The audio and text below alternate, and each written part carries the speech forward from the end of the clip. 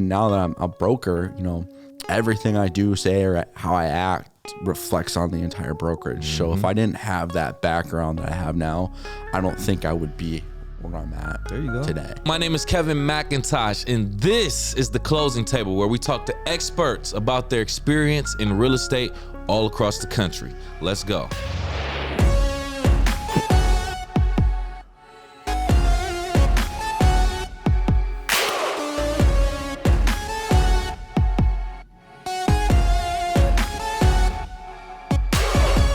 Thank you. Hello. Another episode. Today with me, I have Shawn McNeil of Our Home & Co. Real Estate. How you doing?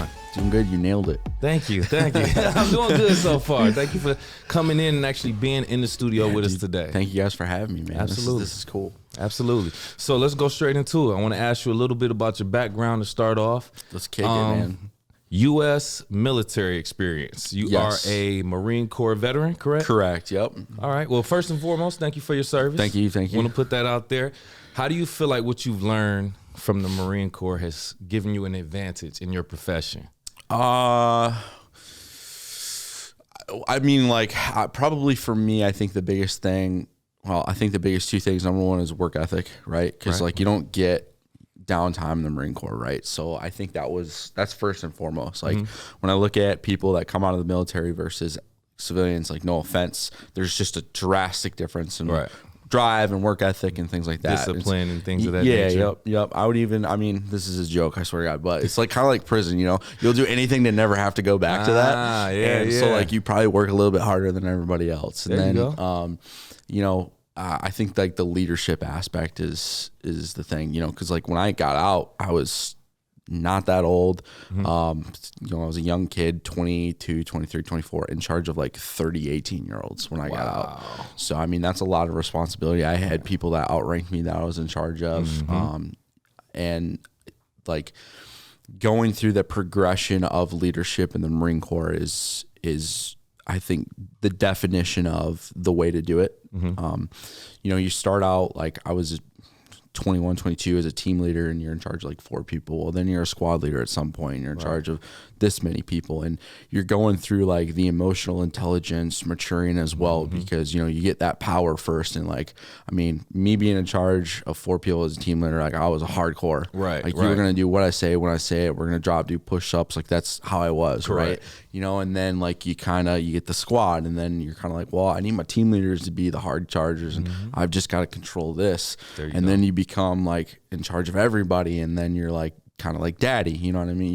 You show up and you're kind of chill everybody out, and you're just this laid back dude, but you've only progressed in that might happen over the course of 2 years. You know what I mean? So it's a fast learning curve, and you learn a lot. And I think that's helped me too, because it's different. When I was just an agent, you know what I mean? I'm only in charge of me. I can be whoever I want as a person.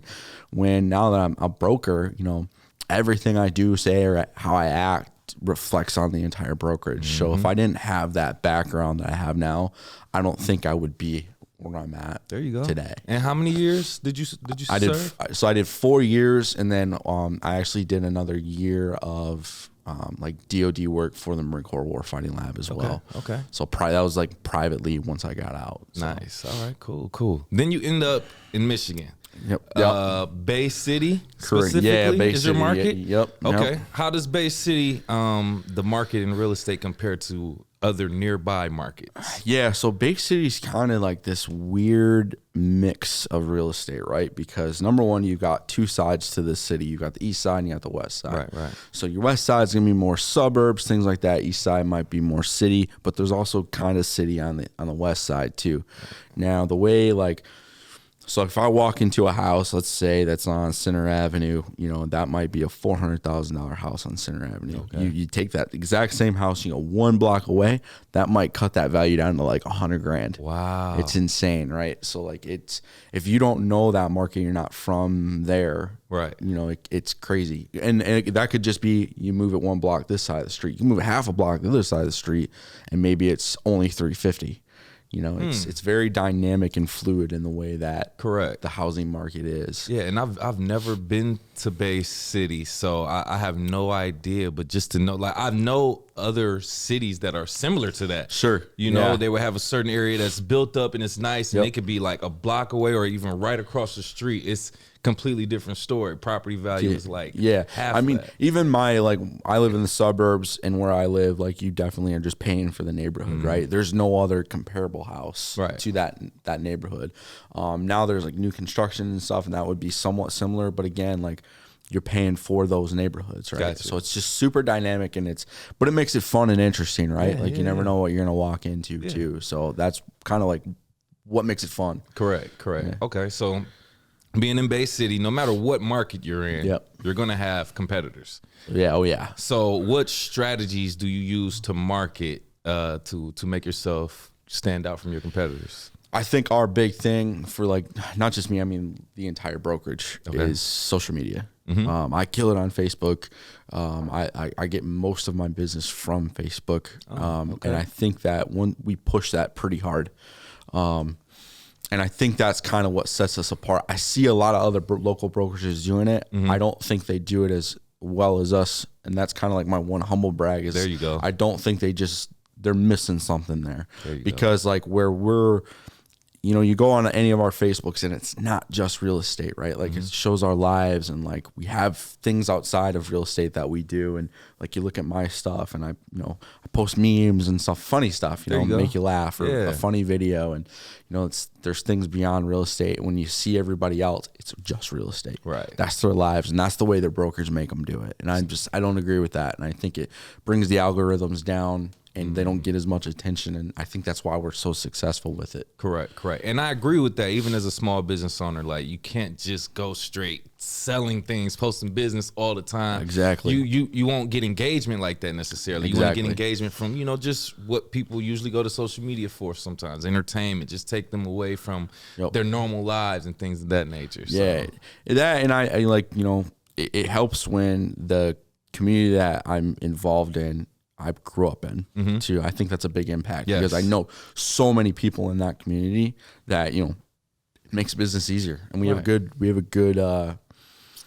they view us as a good thing to the community too. So, I mean, that's just helped. And you add social media on top of that. And we're just constantly winning. So, all right, cool. So besides social media, how else do you incorporate technology in your profession? God, that's like an hour topic alone, actually, at our brokerage. So I'm huge on technology, constantly just evolving, right? Like right now, artificial intelligence is kind of coming into real estate. And so we actually I just built it out yesterday. So I haven't even announced it yet. So we have a Slack channel set up. You type in a question onto the Slack channel, and then that interacts with AI, gives them an answer back that's generated by AI. So like, let's say you're making, blog posts. Like I know you guys do blog posts. Correct. You actually, the whole brokerage type that in on the Slack channel, and they'll get an answer back. It's automatically connected. Yeah. So like that's been a huge game changer for us. Not only that, I mean, just understanding that there's a fine line between technology that works and technology that's too much, right? Because if everybody's on YouTube, do I want to be on YouTube? Or would I rather send a postcard? Okay. Which seems different, and it seems silly because it's like whatever. But if I go onto YouTube and I've got 1,000 realtors and I'm only getting one postcard from one realtor, who do they remember more? Okay, that's a different way of thinking. I like that. So we kind of try to just, we use the technology that works and we build it out. Like our, I think you guys are on it too, because I made Brad get on it, Monday.com, right? Huge game changer for us, like as a brokerage. Like I run my entire company operations on it. Everything can get automated. So automation and technology, we don't really use CRMs, I'll be honest. Okay. I don't think you need it with Monday and all the technology and AI and things like that. We're just doing so much in that space that I don't think other brokerages have caught on to that yet. And I think we're like light years ahead already because we understand that it's the new thing. Yeah, incorporating that AI, man, is big because I mean I'm starting to see the software that's starting to come out, the Chat GPT. And it is amazing what it can do. creating an entire blog just off of a topic or something like that is amazing. Yeah. So the fact that you incorporate that in real estate, and then what's wild is I think that's like the next version beyond that. Like they showed like a graph, and the next version beyond that version is even like 100 times ahead of that one. I bet, yeah. It's just learning and evolving, and I'm like. And it's cool. It's cool to see because like back when I worked at the DoD and I did stuff with technology and things like that, like we talked about quantum computing, and I'm like, man, we're using AI, but we haven't even hit quantum computing yet, and that's going to be another game changer, you know. So it's cool to see like ChatGPT and things like that, and how start to slowly roll out. Yeah, I mean, man, if that would have been around when I was in high school, talk about it for real. I would have gotten all A's. Okay, so you're committed to real estate and everything, having your own brokerage and things of that nature. So it's safe to say you're full-time. Full-time invested. We own many businesses, you know, like most real estate broker owners. Like we have a title company. We got another couple things that we're announcing hopefully today that we'll announce that we're getting into as well. Nice. You know, all kind of intertwine and intermix, and cool. You know, better for the agents, better for the client. I mean, that's kind of like our thing, right? Client experience. So when people, the general public may think full-time position in anything, they may think 40 hours a week. I'm willing to bet you're putting in more than 40 hours a week. How many hours on average would you say you put into your profession? I would say anywhere from 80 to 100 hours a week. I probably work. Did you hear that? 80 to that's 2.5, like it's like 2.5 full-time jobs. Yeah. Wow. Yeah, I don't sleep very much. In case. Oh my goodness. Well, once again, thank you for being here and driving out here. Yeah. So, what activity would you say requires the most time out of your entire? Being on the phone. Okay. Being on the phone. Like yesterday, I mean, it's a great example. Yesterday is the perfect example, right? Like I had a couple meetings in the morning, met with some people, I got home about 10. I was on the phone from 10 till I went and picked my son up, got my son home. I was on the phone again until about 9, 10 o'clock last night. I would say that's a big chunk of my week is just being on the phone, whether it's, you know, fixing transactions. I got to go to this meeting, because, you know, we're growing and we're doing things that obviously I can't talk about, but, you know, like there's things that are constantly evolving in my business. So number one, I got to be a business owner, right? That's 40 hours. Yes. I got to teach agents and help agents and things like that. That's 40 hours. So that's your 80. Anything above and beyond that is just developing relationships. That could be, you know, another 20 hours if I need it to be. So there's weekends where, you know, I work wake up at 7 on a Saturday and I don't stop working until 10 that night. Right. You know, so it's just every day, it never stops. So it's pretty rare I get a day off. Yeah, and I imagine you still have a family you probably have to juggle, a social life you have to juggle, and other things too. I mean, the social life is that important to me right now as much as this, probably not, but I'm still only 31, so you know, I'm young. Yeah. Very successful. Yeah, I do have a 5-year-old son, you know, and that's hard to juggle because we've got hockey twice a week. You know, I go drop him off, pick him up from school, things like that. So, yeah, that is hard to juggle. But again, if you're just on the phone, I can be on the phone and doing certain things. You know, I can watch them play hockey while being on the phone. So it's just time management and time blocking is like the biggest thing for me. And that ties into that technology use also. I mean, having different platforms, software, apps that you can use to help manage your business, that can automate certain things also, like the AI, like that helps save time also. So, that's yeah, I also have an assistant too that like I would die without. So nice. I'm sure she'll watch this and she needs to hear that. So. All right. That's just my plug. Time and activity. If you don't mind sharing your activity in the last year, let's just say 2022. How many homes or properties would you say you listed and sold in 2022? Yeah, so as a brokerage, last year was our first full year as a brokerage. We started the November before. Most of our agents joined around July. I think we ended up selling like about just short of 150. I would say we were roughly 40% listings last year. Okay. Which I'm pretty happy with. This year, we're a little bit more buyer heavy to start. I think we're on track to probably do 350 homes this year. Nice. There you go. Goals right there. Okay. So activity in the last. Let's talk about changes. It's 2023. We've experienced all types of changes. Obviously, that we don't have to mention the 2020, the pandemic, and things of that nature. Yeah. So we know you've had to deal with that. What about keeping up with other changes in real estate, the market? How do you keep up with what's going on? And I mean, not only just in Bay City, but countrywide. Yeah. How do you? So it's a lot of studying market conditions. It's a lot of me just trying to be on top of it, communicating what's going on, not here, but everywhere, right? Because the media doesn't just say Bay City, Michigan's real estate market is doing phenomenal, because it is, right? They say the housing market's crashing. And that might be because Phoenix, Arizona, where the Airbnb it's so Airbnb populated, they're not making as much money. All those Airbnb changes came out. There was that TikTok trend against the cleaning fees on Airbnb. The CEO had to make the I don't know if you knew all that stuff, but I'm a little bit tapped in. But so I mean, that is going to crash the market, because now people aren't making as much as Airbnb at Airbnbs. You know, inflation's a thing. That's going to crash the Airbnb markets. Phoenix is one of them. I mean, that's one of my favorite Airbnbs in the world is in Phoenix. So, I mean, that home was just listed for sale. So when you look at how many homes are on the market, like they're saying like, oh, inventory is getting flooded. People are, well, now the Airbnb markets are hurting right now. And then like, you know, your areas like San Francisco, things like that, where the tech companies, you know, obviously Twitter's going through some wild changes right now. And he just got rid of so many employees. Facebook's laying off people. So of course that area is going to crash. It was overinflated to begin with. Those areas are going to crash. That doesn't dictate rural America, because what's happening in rural America, which I would consider even anywhere in Michigan, rural America, right? Is that, you know, people are going to flock from those areas because they can sell their house, make their $400,000, move to Michigan and buy a house cash. And now they don't have a home payment. They're probably working from home. So just, it's my day is spent a lot of times, like when I read headlines and things like that, just I make a video, I shoot it to the Facebook group, private Facebook group that we have, and I communicate what's going on. I'm like, the reason why our market's doing good is because of this.